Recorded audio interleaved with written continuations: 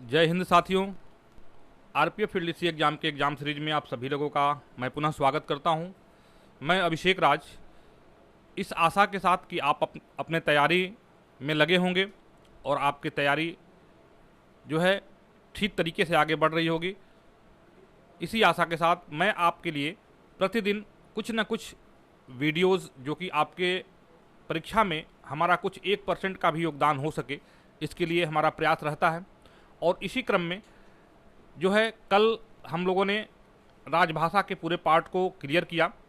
आज जो है हम लोग एक लेटर को डिस्कस करते हुए और एक विशेष सब्जेक्ट पे एक श्रृंखला शुरू करने जा रहे हैं, जहां से कि आपको जो आपका कन्फ्यूजन है, काफ़ी लोगों का, काफ़ी बल सदस्यों का फ़ोन भी आ रहा है और उनके द्वारा काफ़ी कन्फ्यूजन की स्थिति है, उसी के बारे में चर्चा करेंगे।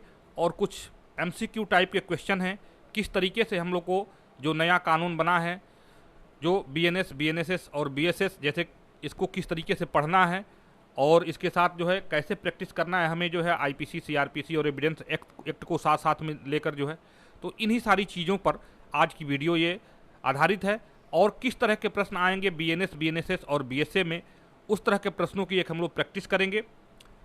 तो आइए शुरू करते हैं आज का वीडियो को शुरू करने से पहले आप सभी मित्रों से मेरा अनुरोध है कि आप लोग चैनल को सब्सक्राइब करें, अधिक से अधिक शेयर करें, लोगों में जो है इन सारी चीज़ों को दें, ताकि ये चीज़ें जो है लोगों तक पहुँचे।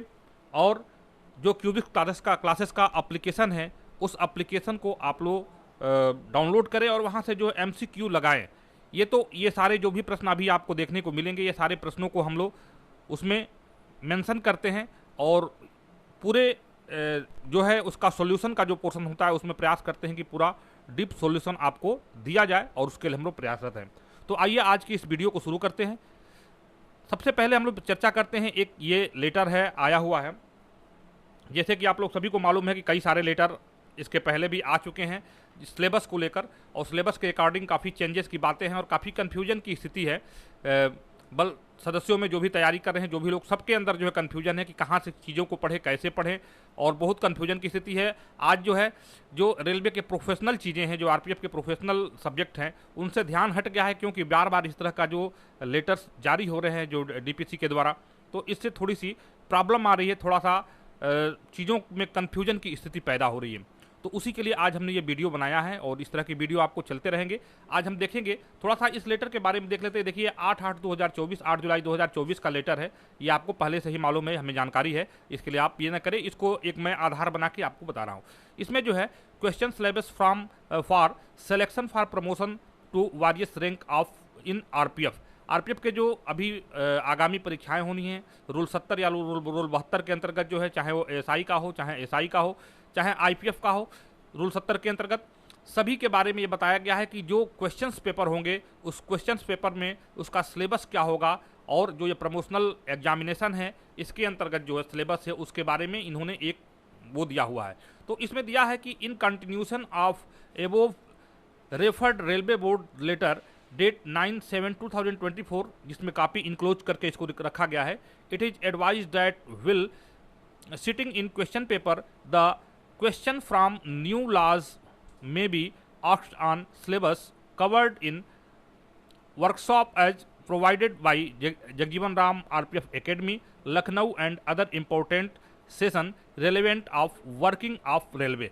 यहाँ जो देखिए, जो पहले इसके पहले जो लेटर आया था, जिसमें बताया गया था कि आईपीसी, सीआरपीसी एविडेंस के साथ जो है नए जो लॉज हैं, जो बीएनएस है, बीएनएसएस है, बीएनएसएस है और बीएसए है, उससे भी प्रश्न पूछे जाएंगे। लेकिन बीएनएसएस से संबंधित जो प्रश्न होंगे वो बहुत बेसिक लेवल के प्रश्न होंगे। एक आपका बेसिक नॉलेज का जो है इसमें चेक किया जाएगा कि आप जो नए लॉ के बारे में कितने आप अवेयर हैं। तो यही पूछा गया था, उसी के कंटिन्यूशन में ये शब्द आया हुआ है। हाँ, इनमें एक चीज़ इन्होंने बोल दिया है कि सिलेबस को जो कवर किया गया है जगजीवन राम एकेडमी के द्वारा, अभी पिछले आप सभी आपके पोस्टों आउटपोस्टों पे जो कोर्स चलाया गया, दोनों 3-3 दिन का जो कोर्स, जिसके बारे में जो है आपको बीएनएस और बीएनएसएस और बीएसए के बारे में एक बेसिक नॉलेज आपको दिया गया है। तो इन्होंने बताया कि हमने चला दिया है वो अब आप ये नहीं कह सकते हैं कि हमने बीएनएस और बीएनएसएस जो है हमने नहीं पढ़ा है। तो इसके कहने का मतलब यही है। तो आपको इसके लिए बिल्कुल तैयार रहना है कि आपको बीएनएस से बीएनएस को भी फेस करना है, बीएनएसएस को भी फेस करना है और बीएसए को भी फेस करना है, इंक्लूडिंग आपका आईपीसी, सीआरपीसी, एविडेंस एक्ट, इन सभी चीज़ों को साथ में लेकर चलना है और आपको अपनी तैयारी को उस स्तर से रखना है। कंफ्यूज होने की बिल्कुल ज़रूरत नहीं है। आप जो है एक कंपैरिजन स्टडीज कीजिए और जिसके बारे में हम जो प्रश्न आगे आपको दे रहे हैं वहाँ से आप देखेंगे कि किस तरीके से आपको स्टडीज करना है और किस तरीके से अपने तैयारी को करना है। तो आइए शुरू करते हैं, प्रश्नों की तरफ चलते हैं, प्रश्नों को शुरू करते हैं। और आपसे पुनः मैं रिक्वेस्ट करूंगा कि अगर आप अपनी तैयारी के प्रति सुनिश्चित करना चाहते हैं तो आप जो है क्यूबिस क्लासेस का जो एप्लीकेशन है उसको जरूर डाउनलोड करें। वहाँ से जो प्रैक्टिस सेट है, जो प्रतिदिन या 1 या 2 दिन पर प्रतिदिन आपको 100 प्रश्नों का सेट मिल रहा है, जिसमें कि बीएनएस भी है, बीएनएसएस भी है और बीएसए भी है। तो इन सारी चीज़ों के साथ आपकी तैयारी होगी। डेली 25-30 नए प्रश्न, ऐसा नहीं कि प्रश्नों का बार बार रिपीटेशन नहीं हो रहा है और ऐसा भी नहीं है कि प्रश्न जो है वो कहीं से बहुत हाई लेवल के प्रश्न पूछे जा रहे हैं। ऐसे प्रश्नों को एनालाइज करके डाला जा रहा है जो कि आपके एग्जाम से रिलेट कर रहे हैं, आपके एग्जाम में आ सकते हैं, जो कि हमारा एक्सपेक्टेशन है। तो आइए शुरू करते हैं आज का ये वीडियो। तो यहाँ पे देखिए ये जो दिया हुआ है आरपीएफ एसआईपीएफ का भी हमने डालना शुरू कर दिया है, क्योंकि आरपीएफ एसआई का भी लेटर आया हुआ था और वहाँ से का भी प्रैक्टिस सेट 2-3 सेट, अभी 3 सेट पड़े हुए हैं, प्रतिदिन 1-2 सेट पढ़ते हैं। 80 प्रश्नों का सेट है और 80 में आपको 80 करना है, 1 नंबर उसमें है, माइनस मार्किंग के साथ है। आप अपना प्रैक्टिस सेट लगा सकते हैं वहाँ से। और बाकी ये एएसआई हेड कांस्टेबल एलडीसी का तो चल ही रहा है, तो इसको भी आप इसको प्रैक्टिस कर ही रहे हैं। काफ़ी लोग प्रैक्टिस कर रहे हैं और काफ़ी लोग डाउनलोड कर चुके हैं। तो आइए शुरू करते हैं आज का ये वीडियो। देखिए सबसे पहले देखिए ये बीएनएस के बारे में है। ये बीएनएस का जो इसका हम बेस रखे हैं, बीएनएस रखे हैं, कहीं कहीं बीएनएस टाइप नहीं हो पाया है, तो ये हम यहाँ लिख भी देते हैं। ये बीएनएस से संबंधित सारी चीज़ें हैं, जो भी चीज़ें हैं। तो और बाकी हम साथ साथ आईपीसी को भी लेकर साथ में चलेंगे। तो आइए देखते हैं। सबसे पहले पहला क्वेश्चन है, चोरी की गई संपत्ति किसके अंतर्गत दी गई है? Stolen property is given under. अच्छा, एक चीज़ आपको बता दें कि आपको जब भी लॉज पढ़ना है तो उसका जो इंग्लिश का पोर्शन है उसको भी जरूर आप देखिए, क्योंकि काफ़ी कन्फ्यूजन होता है। यहाँ से मैंने देखा है काफ़ी कन्फ्यूजन होता है। अब चोरी की ही हम जब बात करते हैं तो यहाँ देखिए, जैसे कि आपको मालूम है यह कि जो हमारी आईपीसी है या जो हमारी बीएनएस है, यह एक सब्सटेंटिव लॉ है और सब्सटेंटिव लॉ के अंतर्गत जो है जो अपराध होते हैं, अपराध के नेचर को डिफाइन किया है कि किस तरह के अपराध हैं और किन चीज़ों को चोरी हो गया या चोरी से प्राप्त की गई संपत्ति या चोरी अभ्यासतः चोरी की संपत्ति को खरीदना, ये सारे अलग अलग डेफिनेशन हैं। तो इसको आपको समझना पड़ेगा। यहाँ हमारा प्रश्न कर रहा है कि चोरी की गई संपत्ति यानी चुराई गई संपत्ति किसके अंतर्गत, किस धारा के अंतर्गत, बीएनएस के अंतर्गत आती है, इसके बारे में बताया गया है। तो सबसे पहले इसको देख लीजिए, धारा 317 बीएनएस में, आप यहाँ मैं लिख देता हूँ, बीएनएस के सेक्शन 17 में इसको डिफाइन किया गया है कि चोरी की गई यानी चुराई गई संपत्ति किसके अंतर्गत आती है, उसकी परिभाषा के बारे में बताया गया है। धारा किसमें? धारा 317 के अंतर्गत ये चीज, इन चीज़ों को बताया गया है। अब इसके बाद आइए अपने आईपीसी पर चलते हैं। जैसे कि पहले से बताया कि हमको कैसे तैयारी करना है, तो सबसे पहले हमको कुछ चीज़ों पर ध्यान देना है। इसके अंतर्गत देखिए आपको या इस सेक्शन सबसे पहले 317 तैयार कर लीजिए। चोरी की गई संपत्ति यानी चुराई गई संपत्ति को परिभाषित किसमें किया गया है? 317 में इसको परिभाषित किया गया है। और अब इसके बारे में हम लोग चलिए देख, सबसे पहले देखिए 378, ये आईपीसी हमारी शुरू हो गया। आईपीसी को रिलेट करके हमको पढ़ना। आईपीसी 378 में चोरी की परिभाषा दी गई है। चोरी की परिभाषा इसको डिफाइन किया गया है। अब देखिए इसमें चोरी की गई संपत्ति और चोरी की परिभाषा, इन दोनों में अंतर है। अब यहाँ से प्रश्न बनेंगे तो ये आपको समझना पड़ेगा। चोरी की गई संपत्ति के अंतर्गत जो है क्या क्या चीज़ें होती है और चोरी की परिभाषा 378 में दी गई है। वहीं 379 में इसका दंड दिया गया है कि चोरी का जो दंड होगा उसके बारे में क्या दिया गया है। तो दंड होगा इसका 3 वर्ष कारावास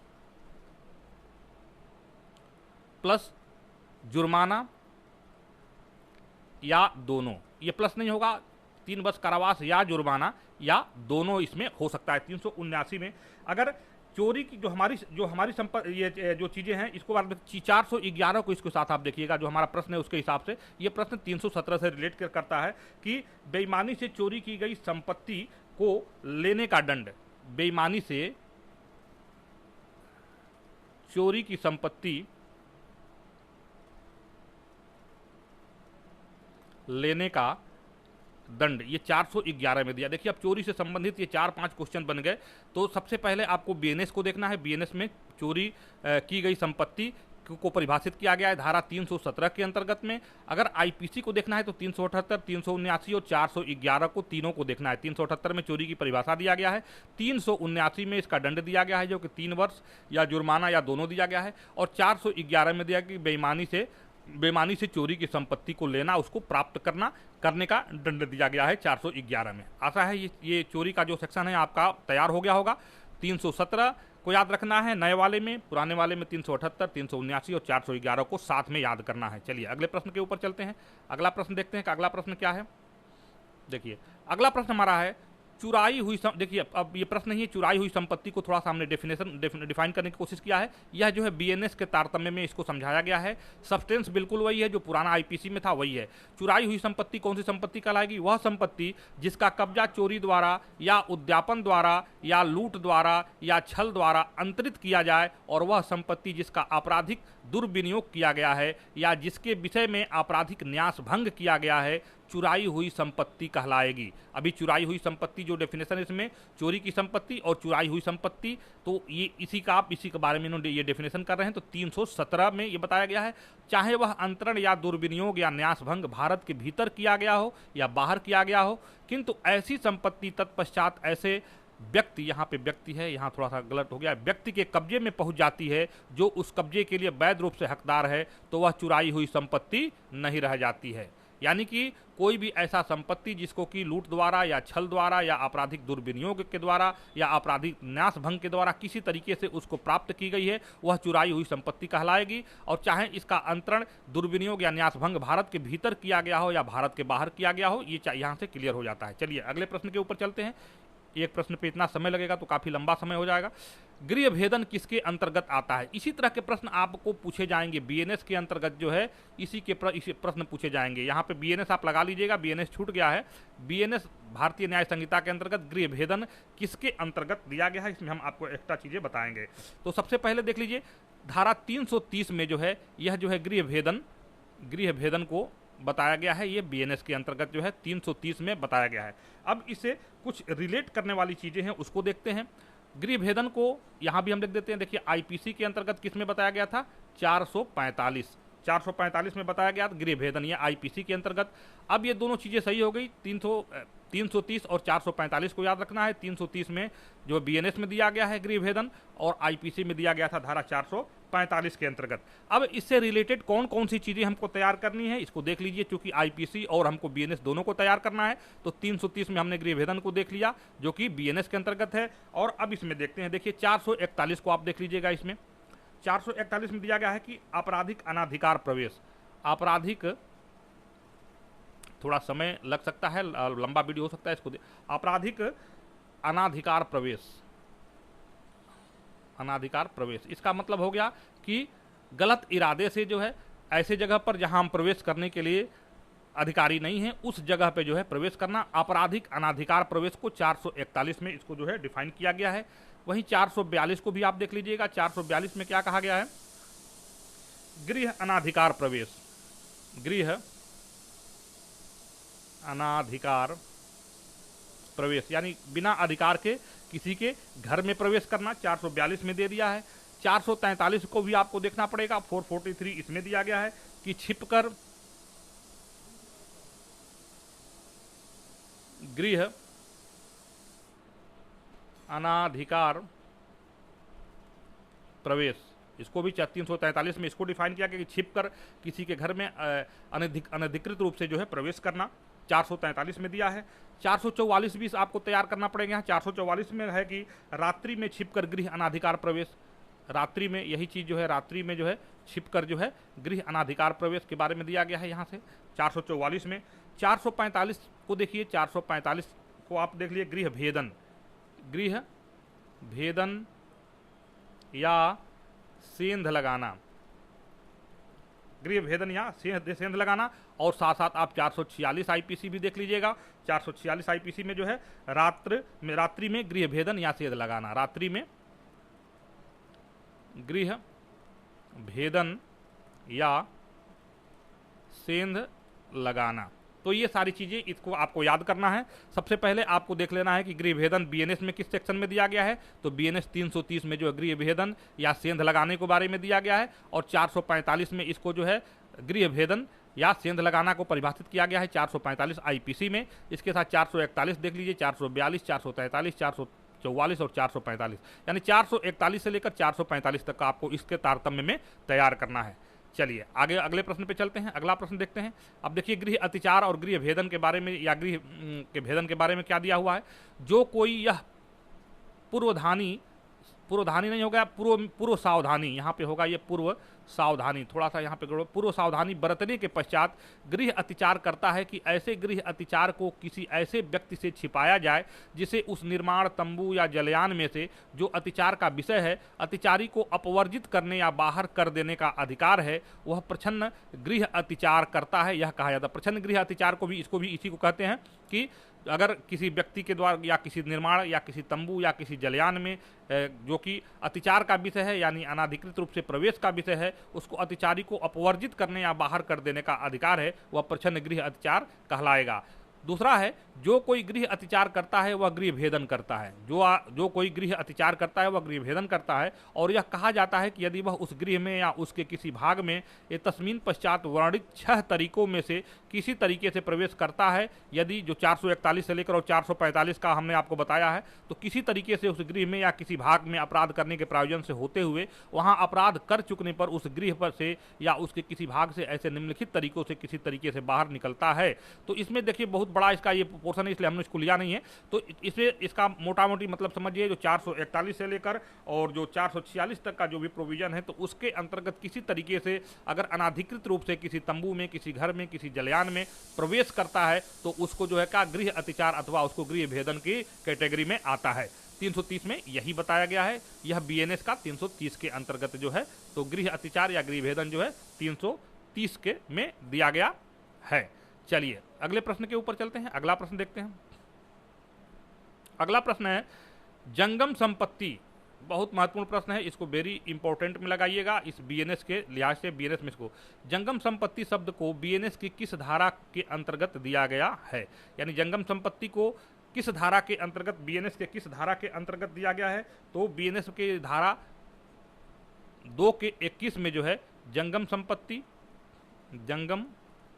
संपत्ति मूवेबल प्रॉपर्टी, यानी कि चलने फिरने वाली संपत्ति जिसको एक स्थान से दूसरे स्थान तक ले जाया जा सके, जंगम संपत्ति भी इसका बहुत प्रचलित नाम है। तो 2 के 21 में जो है जंगम संपत्ति दिया गया है। अगर आप आईपीसी में जाते हैं तो आईपीसी के अंतर्गत जो है धारा 22 में दिया गया था जंगम संपत्ति के बारे में। जंगम संपत्ति के बारे में धारा 22 के अंतर्गत दिया गया था, या इसको चल संपत्ति से भी आप याद रख सकते हैं। तो इसको कैसे याद रखना है, देखिए 2 के 21 में जो है आपका बीएनएस के अंतर्गत जो जंगम संपत्ति है, तो अभी क्या है, पहले किस में था 2 के 22, जो कि आप सभी लोगों को याद होगा, धारा 2 के 22 में है। तो चूंकि यह हमारा बीएनएस है, बीएनएस अब पहला जो बन चुका है और जो आईपीसी है सेकेंड लॉ बन चुका है, तो आपको देख पहले में जो है एक स्टेप ये नीचे चला गया, यह 2 के 21 में दे दिया है जंगम संपत्ति को, और आईपीसी को किस में दिया, आईपीसी में किस में दिया गया था, धारा 22 में जंगम संपत्ति या चल संपत्ति को दिया गया था। तो 2 के 21 में जंगम संपत्ति बीएनएस के अंतर्गत है, और 22 में जो है किसमें है, आईपीसी के अंतर्गत है। आपको बता दें कि जो भी 39 डेफिनेशंस है जो कि बीएनएस के अंतर्गत दिए गए हैं, इसको आपको बहुत अच्छे तरीके से पढ़ना है। इसमें कुछ नए परिभाषाएं जुड़ी हैं, कुछ जो है पुरानी उसको डिलीट हो गई है, कुछ जो है क्लब हो गई है। तो इन सारी चीज़ों को ध्यान में रखते हुए चलना है। चलिए अगले प्रश्न के ऊपर चलते हैं। प्रश्न संख्या 4 देखिए, अब यहाँ पे कुछ चीज़ों का डेफिनेशन ये बीएनएस के अंतर्गत है, इसको याद रखिएगा। बीएनएस के अंतर्गत कुछ चीज़ों का डेफिनेशन दिया गया है। 20 में जो है क्या दिया गया है, मास और वर्ष, यानी कि ईयर एंड मंथ के बारे में दिया गया है। 21 में जो है आपकी जंगम संपत्ति के बारे में दिया गया है। 22 में आपका वचन दिया गया है, जो पुराने आईपीसी में जो इसमें जंगम संपत्ति थी, 22 में क्या दे दिया गया है, वचन दे दिया गया है। और 23 में शपथ ओथ के बारे में दे दिया गया है, यह बीएनएस के अंतर्गत। तो ये डेफिनेशंस भी आप देख लीजिएगा। मैंने यथासंभव प्रयास किया है कि आपको अधिक से अधिक चीज़ें दे सकें इस सेगमेंट के अंतर्गत, और कैसे आपको याद करना है इसको भी आपको याद रखना पड़ेगा। चलिए अगले प्रश्न के ऊपर चलते हैं। अगला प्रश्न है आपराधिक अत्याचार के अंतर्गत आता है क्रिमिनल ट्रेसपास। बहुत ही महत्वपूर्ण प्रश्न है ये। बीएनएस के अंतर्गत जो है आपराधिक अत्याचार किसके अंतर्गत आता है, तो आपराधिक अत्याचार को जो है बीएनएस के 329 में जो है, यह जो है बीएनएस के 329 में जो है क्या दिया गया है, आपराधिक अतिचार के बारे में दिया गया है, क्रिमिनल ट्रेसपास के बारे में दिया गया है। अगर आईपीसी की बात करें तो आईपीसी में किस में दिया गया है, यह दिया गया था 300 ये आईपीसी में जो है किस में दिया गया था, 441 में। अभी जो हम लोग इसके पहले पढ़े हैं कि आपराधिक अतिचार या क्रिमिनल ट्रेसपास, तो 441 में जो है क्रिमिनल ट्रेसपास के बारे में दिया गया है। अगले प्रश्न के ऊपर चलते हैं, पांचवा इसका प्रश्न देखते हैं। इसके पहले थोड़ा आपराधिक अतिचार को समझ लेते हैं। 329 में जो है आपराधिक अतिचार या गृह अतिचार के बारे में दिया गया है। इसके बारे में दिया गया जो कोई ऐसी संपत्ति में या ऐसी संपत्ति पर जो किसी दूसरे के कब्जे में है, इस आशय से प्रवेश करता है कि वह कोई अपराध करे या किसी व्यक्ति को जिसके कब्जे में ऐसी संपत्ति है उसको अभित्रस्त करे, अपमानित करे या क्षुब्ध करे, या ऐसी संपत्ति में या ऐसी संपत्ति पर विधि पूर्वक प्रवेश करके वहां विधि विरुद्ध रूप से इस आशय से बना रहता है कि तद द्वारा वह किसी ऐसे व्यक्ति को अभित्रस्त, अपमानित या क्षुब्ध करे, या इस आशय से बना रहता है कि वह कोई अपराध करे, वह आपराधिक अतिचार कहलाता है या कहा जाएगा। आशा है आपको क्लियर हो गया होगा। तो बीएनएस के 329 में क्या दिया गया है, आपराधिक अतिचार के बारे में दिया गया है 329 के अंतर्गत। चलिए अगले प्रश्न के ऊपर आते हैं। अब आ गया प्रश्न आपका, गृह अतिक्रमण के अंतर्गत निपटा जाता है। गृह अतिक्रमण जो है यानी कि होम इन्वेंशन या गृह अतिक्रमण या जो है इसके या किसके अंतर्गत इसको निपटा जाता है, तो यह है धारा 329 जो अभी हम लोग पढ़ रहे थे, वही आपराधिक अतिचार या गृह अतिचार। इसको धारा 329 के अंतर्गत, बीएनएस धारा 329 के अंतर्गत जो है गृह अतिक्रमण या गृह अतिचार से निपटा जाता है। अगले प्रश्न के ऊपर चलते हैं, प्रश्न संख्या अब देखिए इसमें जो है थोड़ा सा 329 के बारे में एक्सप्लेनेशन है, इसको देख लीजिए। गृह अतिचार या गृह अतिचार के बारे में जो कोई ऐसी संपत्ति या ऐसे संपत्ति की दूसरे कब्जे में है इस आशय से प्रवेश करता है कि वह कोई अपराध करे। चलिए इसको हम लोग पढ़ चुके हैं, इसको बहुत देखने की जरूरत नहीं है। 329 में जो है यह जो आपराधिक अतिचार के बारे में दिया गया है। अगले प्रश्न के ऊपर चलते हैं। अब देखिए हमारा जो है ये प्रश्न आ गया, शब्द जो है लोक शब्द का बीएनएस के किस धारा के अंतर्गत डिफाइन किया गया है। जो लोक शब्द है उसको किस धारा के अंतर्गत डिफाइन किया गया है, इसको देखा जाए तो बीएनएस की धारा 2 के 27 में जो है लोक शब्द को परिभाषित किया गया है। लोक शब्द को यानी कि पब्लिक शब्द को 227 में परिभाषित किया गया है। वहीं अगर आईपीसी की बात करें तो आईपीसी में जो है लोक शब्द को किस में परिभाषित किया गया था, इसको परिभाषित किया गया था धारा 12 के अंतर्गत इसको परिभाषित किया गया था। धारा 12 के अंतर्गत इसको 2 के 27 में किया गया है। धारा 12 के अंतर्गत लोक या पब्लिक शब्द को क्रिया किया गया था। इसके साथ ही आपको देख लेना है धारा 14 आईपीसी के अंतर्गत जो है धारा 14 यानी कि सरकार का सेवक धारा 14 के अंतर्गत देख लेना है। और इसको एक चीज और इसके साथ जब धारा 14 को याद करते हैं तो धारा 21 को याद कर सकते हैं। धारा 21 क्या है, ये लोक सेवक, पब्लिक सर्वेंट। तो 14 में सरकारी सेवक और 21 में जो है लोक सेवक, और धारा 12 में लोक के बारे में दिया गया है, या बीएनएस के धारा 27 के अंतर्गत जो है लोक शब्द को परिभाषित किया गया है। चलिए अगले प्रश्न के ऊपर चलते हैं। अब यहाँ देख लीजिए बीएनएस के कुछ और भी हमने डेफिनेशन दिए हुए हैं। ये डेफिनेशन इसलिए दिए गए हैं क्योंकि ये डेफिनेशन आ सकते हैं। तो 25 में जो है लोप यानी ओमिशन, किसी चीज का लोप कर देना, कार्य या लोप। 21 में जो पुराना हमारा था उसमें कार्य और लोप को एक साथ दिया गया था, इसमें कार्य को अलग और लोप को अलग बता दिया गया है। तो 25 में लोप यानी कि ओमिशन के बारे में, इसका इंग्लिश होता है ओमिशन। तो लोप को जो है 25 के अंतर्गत दिया गया है। 26 में व्यक्ति के बारे में दिया गया है, पर्सन के अंतर्गत कोई भी व्यक्ति हो गया, चाहे बड़ा हो गया, बूढ़ा हो गया, बच्चा हो गया, किसी उम्र का कोई व्यक्ति हो गया, उसको जो है क्या, या कोई निकाय हो गया। ये देखिए यहाँ से भी प्रश्न बनते हैं, कोई कंपनी हो गई, कोई संगम हो गया, या कोई व्यक्ति निकाय हो गया, चाहे वो निगमित हो या ना हो, या उसको व्यक्ति के रूप में आएगा। कोई कंपनी हो गया, कंपनी को भी व्यक्ति के रूप में उसको परिभाषित, इस परिभाषा के अंतर्गत आता है। तो 26 में व्यक्ति को दिया है।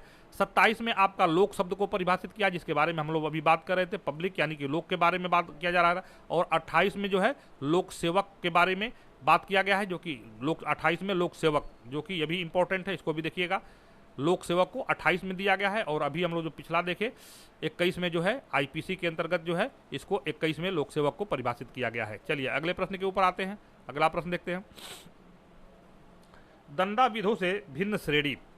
देखिए थोड़ा सा ये प्रश्न, इसको आपको देखना पड़ेगा, डिफरेंट कैटेगरी के बारे में दिया गया है। तो इसको जो है धारा 6 बीएनएस में इसको परिभाषित किया गया है। इसको जो है बीएनएस के धारा 6 में परिभाषित किया कि दंडा विधों से भिन्न अब श्रेणियां। तो जैसे कि आपको मालूम है कि कानूनों के उस समूह को दंड विधि या क्रिमिनल लॉ या उनको पेनल लॉ, इसको दंड विधि कह लीजिए, दंड विधि इंग्लिश में उसको उसी चीज को कहते हैं क्रिमिनल लॉ, या पैनल लॉ भी इसको बोला जाता है, पैनल लॉज इसको भी बोला जाता है, जैसा कि आप लोगों को मालूम है। तो या इसको आप अगर आम भाषा में बोले तो फौजदारी भी बोलते हैं, या फौजदारी भी होता है, इसी को फौजदारी भी बोलते हैं। तो इसमें क्या है कि विभिन्न आपराधिक मामलों के लिए विभिन्न कई प्रकार के दंड जो दिए गए हैं, दंड का प्रावधान किया गया है, जो कि अपराध की प्रकृति पर, प्रवृत्ति पर या उसके प्रकृति पर जो है निर्भर करता है। जैसे कि आपका मृत्यु दंड हो गया, आजीवन कारावास हो गया, या साधारण कारावास हो गया, या पैरोल हो गया, या अर्थदंड हो गया, ये सारे दंड के प्रकार है। तो दंडाविधों से की विभिन्न श्रेणियों के बारे में कि कौन कौन से दंड है उसके बारे में दिया गया है। तो इसमें किस में दिया गया है, धारा 6 बीएनएस के अंतर्गत दिया गया है कि दंडाविधों से भिन्न। और इसी चीज को आईपीसी में किस में दिया गया था, 58 में, कि दंड की विभिन्न जो श्रेणियां हैं उसके बारे में दिया गया है कि किस प्रकार के अपराध के लिए किस प्रकार के दंडों का वर्णन है। तो यह जो है धारा 6 में दंडाविधों की विभिन्न श्रेणियों के बारे में दिया गया है। अगले प्रश्न के ऊपर आते हैं। अब देखिए यहाँ पे एक एक्सप्लेनेशन है कि दंडाविधियों की विभिन्न श्रेणियां हैं, कौन कौन सी है। दंडाविधियों की भिन्नों का गणना करने में अन्यथा उपबंधित के सिवाय आजीवन कारावास को 20 वर्ष के कारावास के समतुल्य गिना जाएगा। दंडाविष्ट कारावास के कतिपय मामलों में संपूर्ण कारावास या उसका कोई भाग कठिन या सादा हो सकेगा। प्रत्येक ऐसे मामले में जिसमें कोई अपराधी दोनों में से किसी भांति के कारावास से दंडनीय है, वह न्यायालय जो ऐसे अपराधी को दंडादेश देगा सक्षम होगा कि दंडादेश में यह निर्दिष्ट करे कि ऐसा संपूर्ण कारावास कठिन होगा या ऐसा संपूर्ण कारावास सादा होगा, या यह कि ऐसे कारावास का कुछ भाग कठिन होगा और कुछ भाग शेष होगा। यह जो है किसमें यह दंडाविधो जो जब दंड का प्रोविजन होता है तो यह जो है जो न्यायालय जो दंड सुनाता है उसके द्वारा ये सारी चीज़ें जो है अपराध की प्रकृति के हिसाब से उसको करना है। अगले प्रश्न के ऊपर चले आते हैं। अगले प्रश्न में तो यहाँ दो चीज़ देख लीजिए, बीएनएस के अंतर्गत दंडाविधों की भिन्न और सातवां क्या दिया है, दंडादिष्ट दिया है जो कारावास के मामलों में। अगला प्रश्न हमारा देखिए महत्वपूर्ण है सॉरी, रिष्टी को बीएनएस के अंतर्गत किस में दिया गया है। यहाँ बीएनएस आप जरूर लिख लीजिएगा, बीएनएस छूट गया है। बीएनएस में रिष्टी का परिभाषा किस में दिया गया है, इसके बारे में यहाँ से पूछा जा रहा है। तो आइए देखते हैं रिष्टी की परिभाषा किस में दिया गया है। तो देखिए बीएनएस में 324 में जो है रिष्टी की परिभाषा दिया गया है। 324 बीएनएस की परिभाषा जो है यह जो है बीएनएस में दिया गया है। 324 में रिष्टी की परिभाषा दिया गया है। वहीं अगर आप आईपीसी की बात करते हैं तो आईपीसी की धारा 427 में जो है रिष्टी की को परिभाषित किया गया था। यहाँ 324 में है, वहाँ धारा 427 में परिभाषित था, और जिसमें बताया गया था कि 50 रुपये से ज़्यादा का नुकसान होने पर अगर किसी व्यक्ति का 50 रुपये से ज़्यादा का नुकसान होता है या उसी को रिष्टी कहते हैं छोटा, या तो क्या होता है तो 2 वर्ष का कारावास या जुर्माना या दोनों के दंड से दंडित होगा। अगर किसी व्यक्ति के द्वारा जो है किसी व्यक्ति को 50 रुपये से या उससे अधिक का रिष्टी होता है या नुकसान होता है, रिष्टी का मतलब नुकसान ही होता है एक तरह से देखा जाए तो वह जो है कितना 2 वर्ष के कारावास या जुर्माना अथवा दोनों से दंडित किया जाएगा। तो यहाँ हमने देख लिया 427 में रिष्टी दिया हुआ है आईपीसी के अंतर्गत, और बीएनएस की बात करें तो धारा 324 में बीएनएस में दिया गया है। अगले प्रश्न के ऊपर चलते हैं। अगला प्रश्न देखिए यहाँ पे रिष्टी के विषय में दिया है कि जो कोई इस आशय से या यह संभाव्य जानते हुए कि वह लोक को या किसी व्यक्ति को सदोष हानि या नुकसान करे, किसी संपत्ति का नाश या किसी संपत्ति या उससे स्थिति की ऐसी तब्दीली कारित करता है जिससे उसका मूल्य या उपयोगिता नष्ट या कम हो जाती है, उस पर क्षतिकारक प्रभाव पड़ता है, वह रिष्टी कहलाता है। यानी छोटा नुकसान, रिष्टी का मतलब क्या होता है, छोटा नुकसान। इसमें वही बताया गया था 50 रुपये वाला जो मामला है, इसमें जो है बीएनएस के अंतर्गत समाप्त किया गया है, और जो आईपीसी का जो सेक्शन था उसके अंतर्गत जो यह धारा 427 में बताया गया था कि 50 रुपये या उससे अधिक, अब इसमें जो है उसको थोड़ा सा बढ़ा दिया गया है। अगले प्रश्न के ऊपर आते हैं। स्थानीय विधि शब्द बीएनएस के किस धारा के अंतर्गत दिया गया है। स्थानीय विधि बहुत ही महत्वपूर्ण प्रश्न है। तो इसको जो है 2 के 18 में जो है बीएनएस में जो बताया गया है, 2 के 18 में जो है स्थानीय विधि के बारे में बताया गया है। और 2 के 30 में जो है विशेष विधि के बारे में बताया गया है, विशेष विधि के बारे में बताया गया है।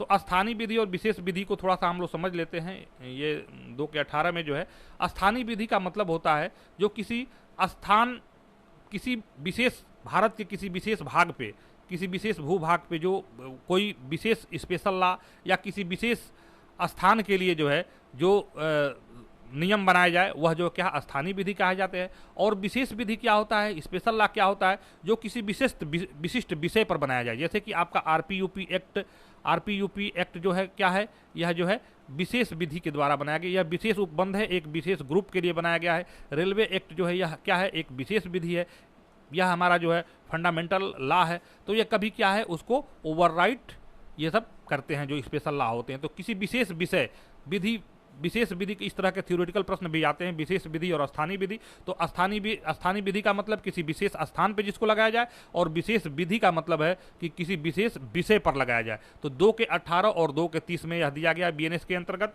अब इसके पहले देखते हैं, इसके पहले जो है जो हमारा एक आईपीसी है, तो आईपीसी के अंतर्गत जो है सेक्शन 41, सेक्शन 41 में जो है यह क्या दिया गया था, विशेष विधि के बारे में दिया गया था। सेक्शन 41 में विशेष विधि के बारे में दिया गया है, और 42 में जो है क्या दिया गया है, यह स्थानीय विधि के बारे में, स्थानीय विधि के बारे में दिया गया है। ये चीजें क्लियर हो गई होगी। चलिए अगले प्रश्न के ऊपर चलते हैं। अगला प्रश्न हमारा क्या है, अब देखिए यहाँ से कुछ और परिभाषाओं के बारे में दिया गया है। 17 में जीवन दिया गया है, जीवन से जब तक संदर्भ में प्रतिकूल प्रतीत न हो किसी मानव का जीवन अभिप्रेत है। 18 में जो है आपको स्थानीय विधि अभिप्रेत है कि भारत के किसी विशिष्ट भाग को ही लागू करे, और 19 में जो है पुरुष शब्द को परिभाषित किया गया है। तो अगले प्रश्न के ऊपर चलते हैं। चलिए अगला प्रश्न देखते हैं।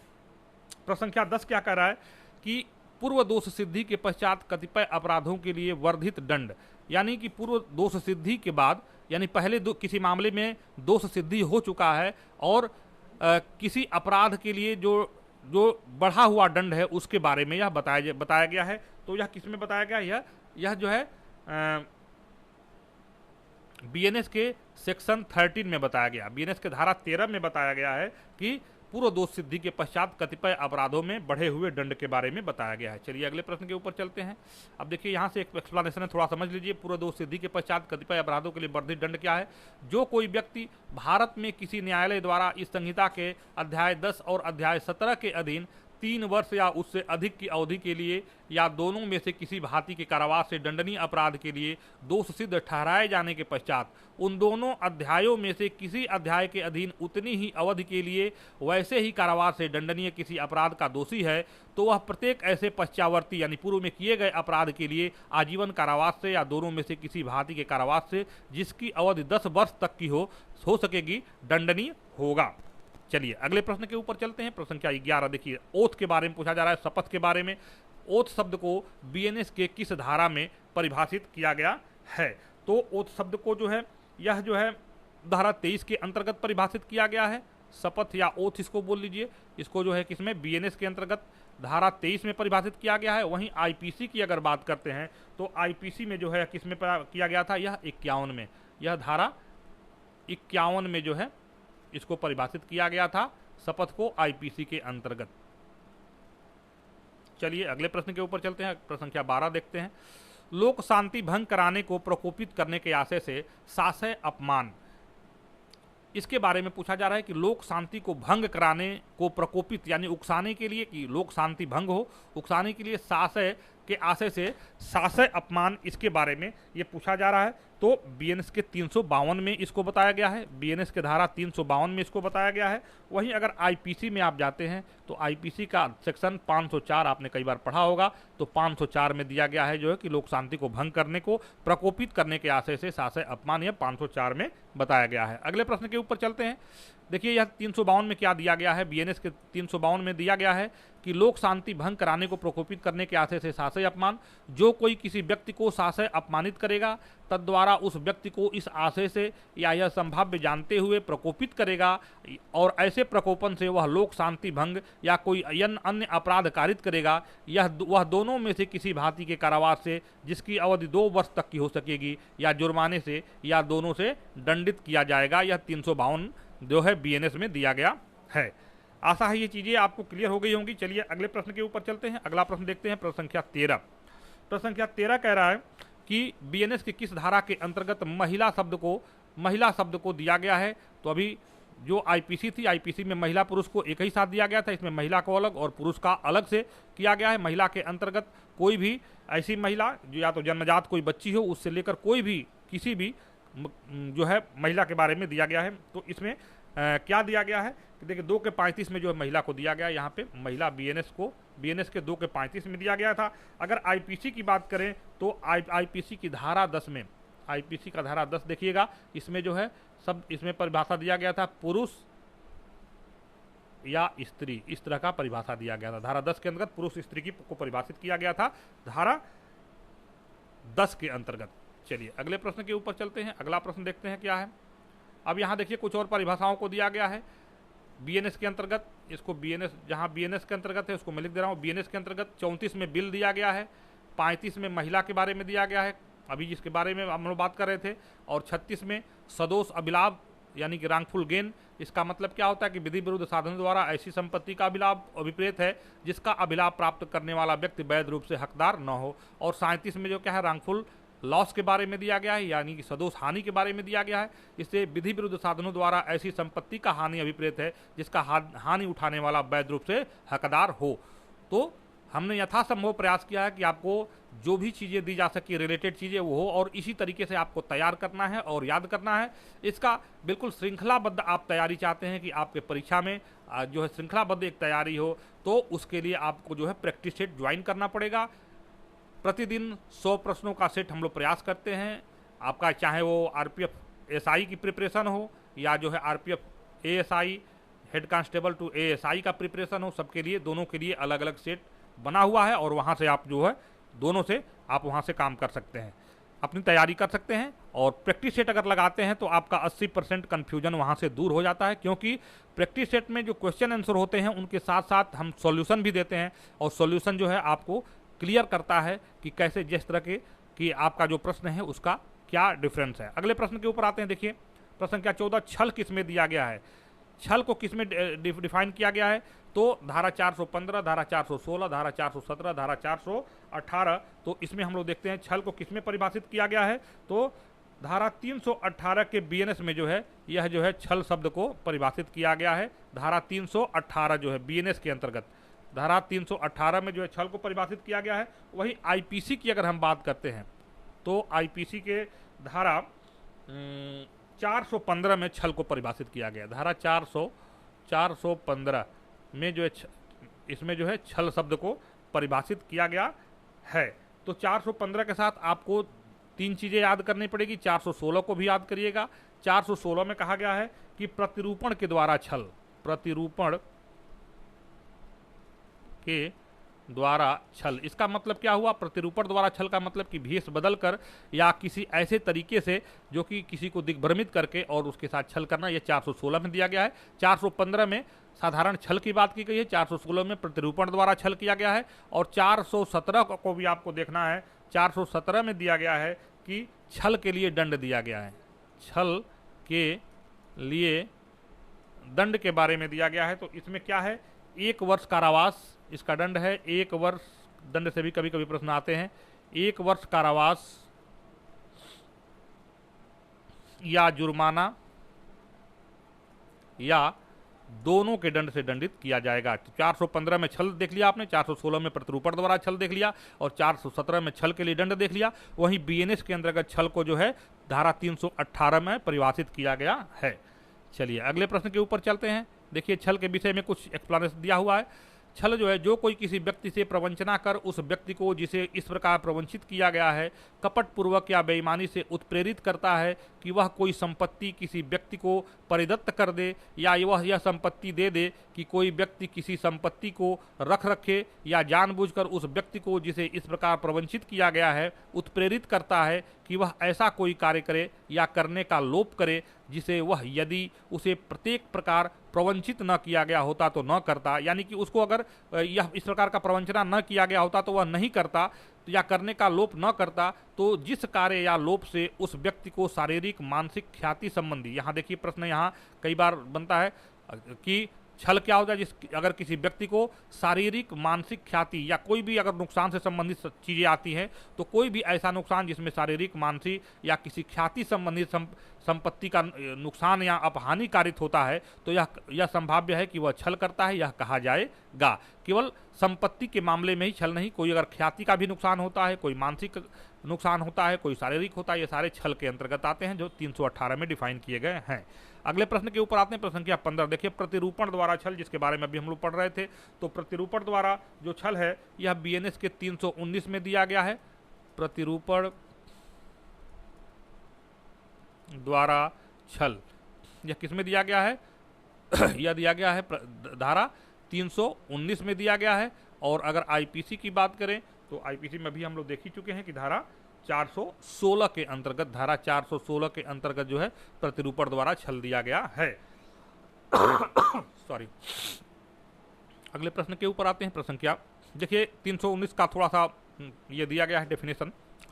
कोई व्यक्ति प्रतिरूपण द्वारा छल करता है, यह तब कहा जाता है जब वह यह उपदेश करके कि वह व्यक्ति कोई अन्य व्यक्ति है, या एक व्यक्ति को किसी अन्य व्यक्ति के रूप में जानते हुए प्रतिस्थापित करके, या वह व्यपदिष्ट करके कि वह या कोई अन्य व्यक्ति कोई ऐसा व्यक्ति है जो वस्तुतः उससे या अन्य व्यक्ति से भिन्न है, छल करता है। यानी किसी को दिग्भ्रमित करके कि और उसके साथ जो है कि किसी प्रकार का, चाहे वो मान सम्मान हो उसका हो, चाहे वो ख्याति हो, चाहे वो धन हो, उसको इस प्रकार का नुकसान करना, यह क्या होगा? छल होगा। प्रतिरूपण द्वारा छल यानी किसी को मेन ट्रैक से भटकाकर और उसका जो है कोई किसी प्रकार का दोहन करना, यह क्या हो गया? प्रतिरूपण द्वारा छल होता है। प्रश्न संख्या 16 देखते हैं, शब्द स्वेच्छा को बीएनएस की किस धारा के तहत दिया गया है?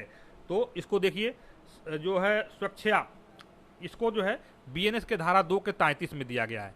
यह जो है 2 के 33 में दिया गया है, बीएनएस के 2 के 33 में स्वेच्छा दिया गया है। वहीं अगर आईपीसी की बात करते हैं तो आईपीसी के 39 में दिया गया था स्वेच्छा। स्वेच्छा का मतलब क्या होता है?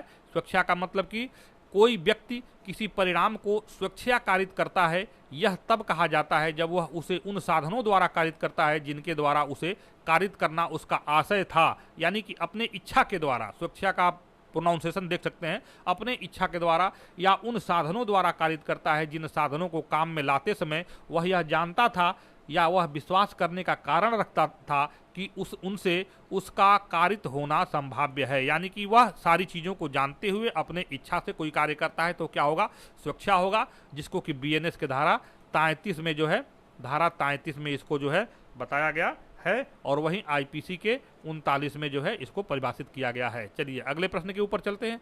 अगला प्रश्न, मत व्यक्ति द्वारा लोक स्थान में औचार किया जाना, misbehaviour in public place by drunk person, यानी कि पिए हुए व्यक्ति के द्वारा, यानी कि नशा किए हुए व्यक्ति के द्वारा जो है लोक स्थान में औचार किसमें दिया गया है? मतता की स्थिति में जो है, तो यह दिया गया है धारा 355 बीएनएस के अंतर्गत दिया गया है कि मत व्यक्ति द्वारा लोक स्थान में औचार करना। और वही अगर आईपीसी का सेक्शन 510 देखते हैं तो 510 में दिया गया है जो है कि मत व्यक्ति द्वारा लोक स्थान में औचार या नशे में किसी व्यक्ति द्वारा लोक शांति को बाधित करना, यह आईपीसी के धारा 510 में दिया गया है। और वही चीज जो है 355 बीएनएस में दिया गया है। अगले प्रश्न के ऊपर चलते हैं। काफी लंबा समय हो गया है मेरे ख्याल से, जल्दी इसको समाप्त करते हैं। देखिए, इसमें एक एक्सप्लेनेशन दिया हुआ है, मत व्यक्ति द्वारा लोक स्थान में औचार, जो कोई मतता की हालत में किसी लोक स्थान में, किसी ऐसे स्थान में जिसमें उसका प्रवेश करना अतिचार हो, आएगा और वहाँ इस प्रकार का आचरण करेगा जिससे किसी व्यक्ति को क्षोभ हो, वह सादा कारावास से जिसकी अवधि 24 घंटे तक की हो सकेगी, या जुर्माने से या 1000 रुपये तक के हो सकेगा, या दोनों से, या सामुदायिक सेवा से दंडित किया गया है। ज्ञातव्य हो कि सामुदायिक सेवा को यह नया जोड़ा गया है, या किस में जोड़ा गया है? बीएनएस में जोड़ा गया है। सामुदायिक सेवा को पहले 5 प्रकार के दंड होते थे, अभी जो है बीएनएस में कितने? 6 प्रकार के दंड हो गए। पहले जो है आईपीसी में 5 प्रकार के दंड हुआ करते थे, अभी जो है बीएनएस में 6 प्रकार के दंड है, जिसमें यह सामुदायिक सेवा को जोड़ा गया है। तो 355 के अंतर्गत भी जो है यह सामुदायिक सेवा का प्रोविजन किया गया है। अगले प्रश्न के ऊपर चलते हैं। अगला प्रश्न है, मूल्यवान प्रतिभूति शब्द 2000 बीएनएस के किस धारा के अंतर्गत दिया गया? यानी वैल्यूएबल सिक्योरिटी के बारे में कहा जा रहा है। बहुत ही इसको वेरी इंपॉर्टेंट लगाइएगा, यह प्रश्न आपका आ सकता है। बीएनएस के तो इसको किस में किया गया है, तो इसको 2 के 31 में, 2 के 31 में जो है मूल्यवान प्रतिभूति 2 के 31 में दिया गया है। अगर आईपीसी की अगर बात किया जाए तो यह आईपीसी के जो है किस में दिया गया था, आईपीसी के सेक्शन 30 में दिया गया था, सेक्शन 30 में दिया गया था, मूल्यवान प्रतिभूति को परिभाषित किया गया था। यहाँ 2 के 31 में दिया गया है मूल्यवान प्रतिभूति, वहाँ आईपीसी के 2 के 30 में था, यानी कि यहाँ जो है यह एक अंक इससे ज़्यादा का है। अगर दस्तावेजों की बात करते हैं तो आपको क्या क्या याद कर लेना है आईपीसी के अंतर्गत, इसको तो याद ही कर लेना है। 31 में जो मूल्यवान प्रतिभूति दिया है 2 के 31 में, आईपीसी के अंतर्गत जो है आपको देखना है सब 29 को याद करिएगा। 29 में क्या किया गया है, दस्तावेज के बारे में दिया गया है। 29A को भी याद कर सकते हैं। 29A को वर्ष 2000 में जो आईटी एक्ट के अंतर्गत इसको जोड़ा गया है, तो इसमें क्या क्या है, इलेक्ट्रॉनिक दस्तावेज, इलेक्ट्रॉनिक दस्तावेज इसको 2000 में जोड़ा गया है आईपीसी के अंतर्गत, तो इलेक्ट्रॉनिक दस्तावेज के बारे में दिया गया 29A में। अगर 30 में देखें तो 30 में जो है मूल्यवान दस्तावेज मूल्यवान दस्तावेज, इसको जो है धारा 30 आईपीसी में, अगर इसको याद करते हो 31 में कोई आप याद कर लीजिएगा, इसमें क्या दिया गया है, बिल या वसीयत के बारे में भी दिया गया है धारा 31 के अंतर्गत। तो इन चारों को याद करना है आपको। फिलहाल 31 बीएनएस में जो है 2 के 31 बीएनएस में मूल्यवान प्रतिभूति को परिभाषित किया गया है। चलिए अगले प्रश्न पर चलते हैं। इसके पहले जो है मूल्यवान प्रतिभूति को समझ लेते हैं। जो वैल्यूएबल डॉक्यूमेंट है, इससे ऐसा कोई दस्तावेज अभिप्रेत है जो किसी दस्तावेज है अथवा होना तथार्थित है जिसके द्वारा कोई विधिक अधिकार सृजित, विस्तृत, अंतरित या निर्बंधित या निर्वापित किया जाए या छोड़ा जाए, या जिसके द्वारा कोई व्यक्ति यह अभिस्वीकृत करता है कि वह विधिक दायित्व के अधीन है या अमुक विधिक अधिकार नहीं रखता है। यानी कि कोई भी ऐसा दस्तावेज जिसको सृजित किया जाए, जैसे कि मान लीजिए कोई कॉन्ट्रैक्ट हो गया किसी के साथ, कोई अंतरण हो गया, कोई निर्बंधन हो गया, किसी जमीन का रजिस्ट्री हो गया, या किसी चीज़ को छोड़ा जाना, अपने संपत्ति को जो है किसी ट्रस्ट को देना, ये सारी चीज़ें जिसको देने वाला व्यक्ति अभिस्वीकृति करता है या स्वीकृत करता है कि यह उसका विधिक दायित्व है, उस विधिक दायित्वों के अधीन है, तो यह किस पे होता है, मूल्यवान प्रतिभूति पर उसको जो है लिखा जाए, वो मूल्यवान प्रतिभूति होता है। इस तरह का कोई भी डॉक्यूमेंट बनता है तो। चलिए अगले प्रश्न के ऊपर चलते हैं, वीडियो काफ़ी लंबा हो गया। आपराधिक न्यास भंग किस में दिया गया है, यानी क्रिमिनल ब्रीच को जो है, क्रिमिनल ब्रीच ऑफ ट्रस्ट, यह किस में दिया गया है, तो या इसको आप इस तरह से याद करते हैं, विश्वासघात, इसको जो है साधारण शब्दों में विश्वासघात कर सकते हैं, आपराधिक न्यास भंग या विश्वासघात। तो इसको किस में दिया गया है, इसको जो है बीएनएस के अंतर्गत धारा 316 के अंतर्गत बीएनएस को दिया गया है कि आपराधिक न्यास भंग, या इसको कह लीजिए आप विश्वासघात, या इसको विश्वासघात। वहीं जो है अगर आप आईपीसी में जाते हैं तो आईपीसी का धारा 405, हाँ 405 देखिएगा, जिसमें विश्वासघात या आपराधिक न्यास भंग के बारे में दिया गया है। तो आपराधिक न्यास भंग या विश्वासघात या आपराधिक विश्वासघात यह 405 के आईपीसी के अंतर्गत है, और अगर बीएनएस की बात करें तो 316 में अंतर्गत है। तो आइए इसके बारे में कुछ चीज़ों को देख लेते हैं। 406 में इसका दंड दिया गया है, 405 में आपराधिक या विश्वासघात का दंड दिया, और 406 में इसका क्या किया गया है, इसका दंड दिया गया है, जिसमें से कि 3 वर्ष कारावास, इसका दंड कितना है, 3 वर्ष कारावास या जुर्माना अथवा दोनों के दंड से दंडित हो सकता है। और अब आगे हम लोग चलते हैं, अगला प्रश्न देखते हैं इसका जो है, और इसको हम लोग लास्ट प्रश्न इसको इसका रखेंगे क्योंकि वीडियो काफ़ी लंबा हो गया है, आपको भी देखते देखते थक जाएंगे। 316 में जो है देखिए आपराधिक न्यास भंग के बारे में दिया गया है, जो कोई संपत्ति या संपत्ति पर कोई भी अख्तियार किसी प्रकार अपने को न्यस्त किए जाने या उस संपत्ति का बेईमानी से दुर्विनियोग कर लेता है या उसे अपने उपयोग में संपरिवर्तित कर लेता है, या जिस प्रकार ऐसा न्यास निर्वहन किया जाना है जिसको उसको विहित करने वाली विधि के किसी निर्देश का या ऐसे न्यास के निर्वहन के बारे में उसके द्वारा की गई किसी अभिव्यक्त या विवक्षित वैध संविदा का अतिक्रमण करके बेईमानी से उस संपत्ति का उपयोग या व्ययन करता है, या जानबूझकर या किसी व्यक्ति का ऐसा करना सहन करता है, वह आपराधिक न्यास भंग या मिस एप्रोप्रिएशन जो उसको के अंतर्गत जो आएगा, जो आपका 403 है, जो आप आरपीयूपी एक्ट के अंतर्गत पढ़ते हैं, तो इसको 316 के अंतर्गत दिया गया है, बीएनएस के अंतर्गत 316 में दिया गया है। चलिए अगले प्रश्न के में चलते हैं और इसको लास्ट प्रश्न हम लोग करेंगे। प्रश्न तो कई सारे हैं लेकिन इसको लास्ट करेंगे। इसका कारण यह है कि वीडियो काफ़ी लंबा हो गया है, 50 मिनट के लमसम हो गया है। डकैती रॉबरी को किसमें डिफाइन किया गया है? तो रॉबरी को जो है 310 के 1 में किया गया है।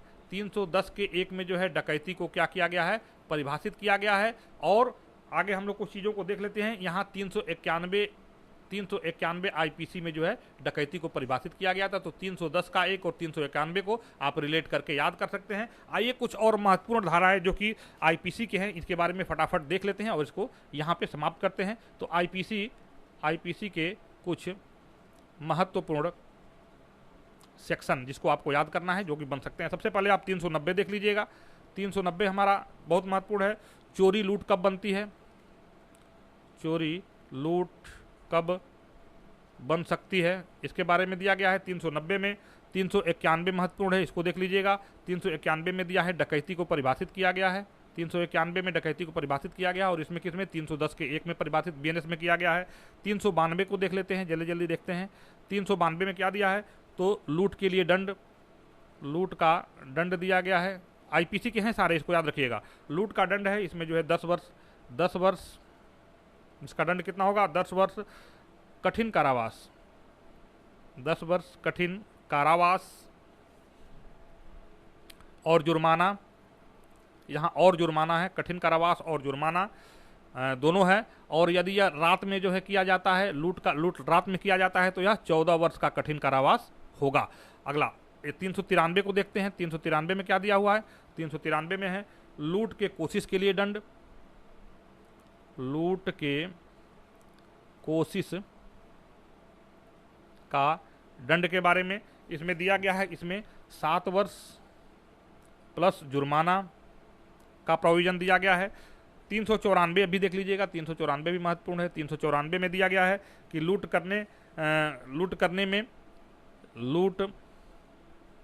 करने में जानबूझकर चोट पहुंचाना। इसमें जो है आजीवन कारावास, इसका दंड कितना है? आजीवन कारावास या 10 वर्ष कारावास और जुर्माना, ये दोनों है 394 में। 395 देख लीजिए। 395 भी महत्वपूर्ण है। 395 यहाँ देख लीजिए। आईपीसी का 395 कह रहा है कि डकैती के लिए दंड, यहाँ डकैती के लिए दंड महत्वपूर्ण है, इसको देख लीजिएगा। महत्वपूर्ण लगा लीजिएगा, टाइम का थोड़ा अभाव है इसलिए मैं जल्दी जल्दी कर रहा हूँ। डकैती के लिए दंड है, इसमें क्या है? इसमें आजीवन कारावास या 10 वर्ष कारावास और जुर्माना, यह जो है डकैती के लिए दंड है 395 में।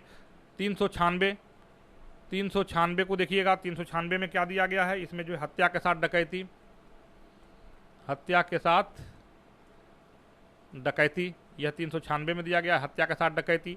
और महत्वपूर्ण यह भी, इसको देख लीजिएगा। इसमें मृत्युदंड या आजीवन कारावास या 10 वर्ष का कठोर कारावास और जुर्माना के साथ इसका जो है। अगर वही 399 को देख लीजिएगा, समय बहुत तेजी से बढ़ रहा है, इसको हम देखते हैं। 399 में डकैती की तैयारी करना। 399 में क्या है? डकैती की तैयारी के बारे में दिया कि डकैती के लिए तैयारी करना। और लास्ट है 402। 402 को भी देख लीजिएगा। 402 में दिया गया है कि डकैती के प्रायोजन से इकट्ठा होना और इसका जो है दंड है 7 वर्ष तक कारावास और जुर्माना के बारे में दिया गया है। तो इस तरीके से आज के सेशन को हम लोग यहीं पे समाप्त करते हैं। ये सेशन बहुत ही महत्वपूर्ण है, देख लीजिएगा। इसमें कंपैरिजन के साथ हमने किया है कि जो भी संबंधित जो भी सेक्शन है उसको कंपैरिजन करके उसको तैयार किया है और आपके लिए बहुत ही महत्वपूर्ण हो सकता है। तो इस सेशन को बहुत ध्यान से देखिएगा। और आप लोगों से पुनः मेरा रिक्वेस्ट है कि जो है आप आरपीएफ, एसआईपीएफ, एलडीसी का जो प्रैक्टिस सेट जो चल रहा है उस प्रैक्टिस सेट को जरूर आप लोग सॉल्व करें, जिसमें से कि 40 सेट हम आपके द्वारा देंगे, एएसआई वाले में भी और सब इंस्पेक्टर वाले में भी, दोनों में भी। तो आप जल्दी से जल्दी जो है क्यूबिक्स क्लासेस एप्लीकेशन डाउनलोड कर लें। जो जिसका लिंक इसके डिस्क्रिप्शन में दिया हुआ है। और आप जो है अपनी तैयारी को जारी रखें। आपका प्रैक्टिस करने से 80% कन्फ्यूजन दूर हो जाएगा। वहाँ से हर सेक्शन के प्रश्नों को डीप सॉल्यूशन के साथ अपलोड किया जा रहा है, जो कि आपके लिए बहुत ही ज़रूरी होगा। और एन परीक्षा से पहले इस तरह की प्रैक्टिस आपको जो है बहुत अच्छा एक्सपीरियंस दे सकती है। तो आज के वीडियो को यहीं पर समाप्त करते हैं, मिलते हैं अगले वीडियो में। तब तक के लिए अपना ख्याल रखिए। जय हिंद, जय भारत। आप सभी दोस्तों को 15 अगस्त, जो आने वाला 15 अगस्त है कल परसों में, उसकी बहुत बहुत बधाई हो। आप सभी लोग स्वतंत्रता दिवस को सेलिब्रेट करिए और अपनी तैयारी को आगे बढ़ाइए और अपने आगे बढ़ने के रास्ते में जो है अपना अहम प्रयास शुरू कीजिए। तो आज की वीडियो कहीं पर समाप्त करते हैं, मिलते हैं अगले वीडियो में। तब तक के लिए जय हिंद।